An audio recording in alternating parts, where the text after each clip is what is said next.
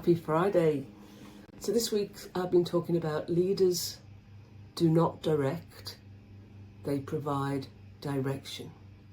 They don't instruct, they provide intent.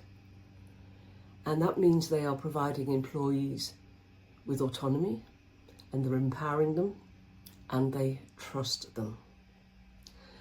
And I've worked with many leadership team and leaders to move them from a model of command and control to one of empowerment and trust. And we begin by looking at the benefits and that shift, and exploring the mindset shift that's needed and why it's needed.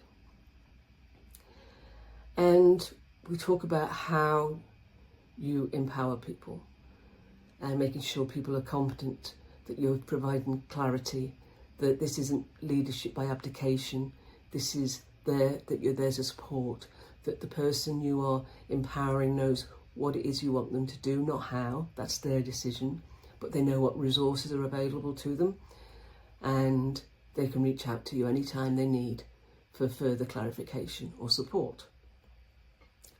So we go through all of those mechanisms, if you like, and then we get the leaders, or I get the leaders, to identify a task that they could empower an employee with, which previously they have micromanaged. And I get them to pick an employee who will be responsive to hearing the leader wants to have a change in leadership style, and will work with them, and will provide them with candid, constructive feedback. And to pick a task that is low risk, or low-ish risk.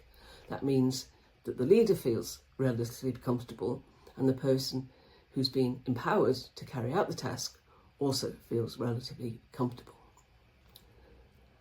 And off they go. And using the things learnt in the workshop, they go away and empower. And we reconvene at a later date, and magic has happened. And we'll discuss how leaders felt maybe a little bit uncomfortable, maybe a little hands off, what's going on, what's little Johnny doing? He hasn't come back for help from me.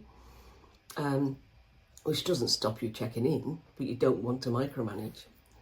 But they suddenly realise that, little Johnny's suddenly motivated, inspired, putting his hand up to do lots of other things. He wants to take on more, and he has a sense of purpose. And the leader says, I suddenly got all this time back on my hand. I wasn't micromanaging, and I was able to do the things leaders should do. Leaders shouldn't manage things, they should lead. And then we do the next empowerment, and the next one, and next one, until it just becomes natural way of leading.